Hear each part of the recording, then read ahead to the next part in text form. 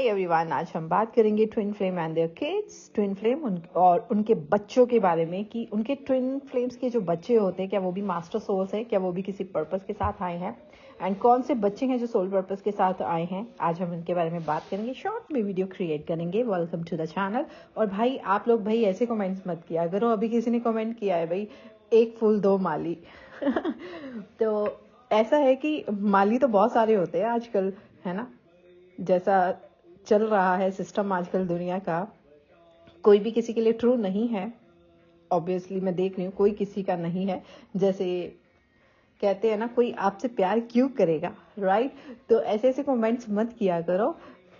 एक फूल दो माली, ऐसी कोई बात नहीं है। ये जर्नी इन चीज़ों के लिए नहीं है। ये जर्नी डेफिनेटली आपको ईश्वर के साथ जोड़ने की, मिलाने की जर्नी है। एंड जो कि आपकी ट्विन फ्लेम के पास भी ये कैपेबिलिटी नहीं है, जबकि आप उसे सिखाने आते हो। और इनडायरेक्टली, कॉन्शियसली, अनकॉन्शियसली आपका ट्विन भी आपको बहुत सारी चीज़ें सिखा देता है। ना ही ये जर्नी किसी ने आपको धोखा दे दिया या किसी और के साथ किसी और को चूज कर लिया उसके लिए बैठ के रोने की है। ये जर्नी आपको यही सिखाती है कि आपके अंदर कुछ हिडन पावर्स हैं जो आप उनके ऊपर वर्क नहीं कर रहे हैं एंड आप अननेसेसरली किसी के पीछे भाग रहे हैं, फिर वो चाहे आपका ट्विन भी है। आपका ट्विन अगर अनअवेकेंड है तो वो भी एक नॉर्मल सोल है, वो मास्टर सोल नहीं है, क्योंकि वो अनअवेकेंड है। उसे आप मास्टर सोल तभी बोलेंगे जब वो अवेकन हो जाएंगे, जब वो इस जर्नी को रिस्पेक्ट करेंगे, समझेंगे। अन्यथा आप जैसे बाकी लोगों के सामने सर पीटेंगे, ऐसे आप उसके सामने भी पीट के देख लो, उन्हें समझ नहीं आएगा। और ये जर्नी आपको यही सिखाती है कि कैसे अपनी एनर्जी लेवल को अप करना है ताकि आपके ट्विन की एनर्जी लेवल भी अप हो पाए। एक कोशिश तो करनी चाहिए, राइट। चलिए आज आगे बात करते हैं। तो मैं बात कर रही हूँ twin flame and their kids. तो यहाँ पर इसको मैंने दो में डिवाइड किया है, राइट। एक ट्विन फ्लेम्स के बच्चे उनके कार्मिक पार्टनर के साथ या सोलमेट के साथ, और दूसरे ट्विन फ्लेम के साथ बच्चे, उनकी क्या इंपॉर्टेंस है। शास्त्रों में भी हमने पढ़ा है कि शिव पार्वती जी के पुत्र से तारकासुर का जो था वध होना था, राइट। वो भी मास्टर सोल्स थे, वो भी शिव शक्ति की यात्रा का एक पार्ट माना जाते हैं, ठीक है। तो सिर्फ कार्तिकेय जी का जन्म ना हो पाए एंड वो तारकासुर का वध ना कर पाए, उसे मार ना पाए एंड एक नया परिवर्तन, युग परिवर्तन ना हो पाए, इसीलिए उन्होंने कई योजनाएं बनाई शिव पार्वती को अलग करने की। तो जब ट्विन फ्लेम्स दोनों मिलते हैं तो उनके थ्रू एक और सुपर पावर का जन्म होता है, एक और डिवाइन पावर का जन्म होता है, जिसका खास मकसद होता है, राइट।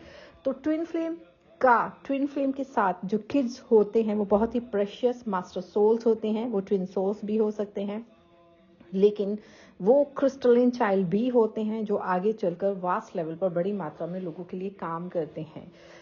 हायर पावर्स के साथ वो जो हैं सोल्स आती हैं इस दुनिया में। ट्विन फ्लेम की दोनों की जो बच्चे होते हैं उनका कुछ खास मकसद रहता है। किसी भी फील्ड में रह सकता है, कहीं किसी भी फील्ड में, anywhere, like doctor, lawyer, politician, whatever, right. तो अब क्या होता है कि यही अब जितनी ट्विन सोल यहाँ पर है, इनको मिलने से इसीलिए रोका जाता है ताकि इनके थ्रू कोई ऐसी सुप्रीम पावर न जन्म ले पाए जिससे इस यज्ञ का कल्याण हो एंड युग परिवर्तन हो पाए। क्योंकि जब दो awaken twin flame, awaken, mark my word, इधर मैं अवेकन ट्विन फ्लेम की, healed and awakened twin flame, जब दोनों कांटेक्ट में आते हैं और एक नई एनर्जी को उत्पन्न करते हैं, एक नई क्रिएशन करते हैं, एक नए बच्चे का जन्म करते हैं, तो वो बच्चा क्रिस्टलिन चाइल्ड होता है। वो बच्चा बिल्कुल ही ईश्वर का अंश होता है और वो बच्चा किसी खास बड़े मकसद के साथ इस दुनिया में आता है और उसको जन्म सिर्फ ट्विन सोल्स दे सकती हैं, क्योंकि उनके चक्रास टोटली बैलेंस्ड रहते हैं, एनर्जीज हायर लेवल पर होती हैं एंड एक ट्विन फ्लेम मदर की ही वोम उस बच्चे को कैरी कर सकती है। एक नॉर्मल आत्मा, एक नॉर्मल सोल या अपवित्र सोल की आत्मा या शरीर उस एनर्जी को कैरी नहीं कर पाता है। इसलिए इनके जो हील्ड चक्रास के साथ एंड एक अच्छे कनेक्शन में ट्विन फ्लेम्स होते हैं, उनके थ्रू जो सोल्स का जन्म होता है वो हायर पर्पस के लिए होता है एंड सिर्फ वही उस बच्चे को इस धरती पर उतार सकते हैं, राइट। तो ये बहुत बड़ा एक मकसद होता है एंड इसी मकसद के लिए, इसीलिए इनको मिलने से रोका जाता है कि इनके द्वारा किन्हीं डिवाइन सोल को जन्म लेने का अवसर ना मिल पाए, इसलिए इनके ऊपर अटैक्स होते हैं, इनको मिलने से कई बार रोका जाता है। अब बात कर लेते हैं ट्विन फ्लेम्स के बच्चे जो उनके कार्मिक्स के साथ होते हैं, सोलमेट्स के साथ होते हैं। डेफिनेटली वो बच्चे भी ट्विन फ्लेम जर्नी का पार्ट हो सकते हैं। डेफिनेटली उनके अंदर बहुत सारी कैपेबिलिटीज होती हैं, लेकिन क्योंकि वो कर्मा लेसन लेके आए हैं और उनको उतना ही संघर्ष भी करना पड़ता है। जैसे कि twin flame to twin flame के बच्चे जो होते हैं उनको इतना संघर्ष नहीं करना पड़ेगा, आप देखेंगे कि वो बॉर्न लीडर्स होंगे, ठीक है। लेकिन जो कार्मिक के साथ एंड जो सोलमेट के साथ बच्चे आएंगे, ज्यादातर कार्मिक के साथ जो बच्चे ट्विन फ्लेम के पैदा होते हैं वो किसी कार्मिक जर्नी का लेसन होते हैं, वो अपनी लेसन लर्निंग के लिए आते हैं। वो भी अपनी इन सोल्स को चूज करते हैं एज अ पेरेंट, या तो उनका कोई इंसेस्ट्रल कुछ रहता है सिस्टम जिसकी वजह से वो इन घरों में जन्म लेते हैं।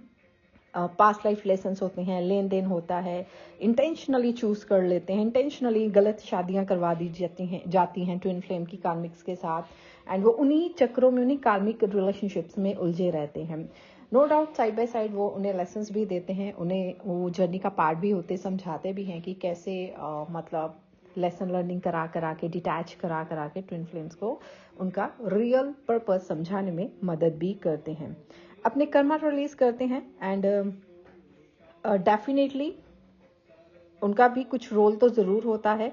ट्विन सोल्स हो सकती हैं डेफिनेटली जो कार्मिक के साथ होते हैं ट्विन फ्लेम्स, उनके बच्चे भी हो सकते हैं, स्टार सीड भी हो सकते हैं, आ सकते हैं, लेकिन संघर्ष के साथ। लेकिन जितना जब तक वो हील नहीं करेंगे अपने आप को, क्योंकि जो healed parents healed parents twin flames के जो हील्ड है, अगर वो अवेकन्ड एंड हील्ड है, उनके बच्चे के कंपैरेटिवली जो ट्विन फ्लेम का बच्चा कार्मिक के साथ होगा वो ऑलरेडी बहुत सारे ट्रॉमास, हिडन लेसन्स के साथ जन्म लेगा, राइट।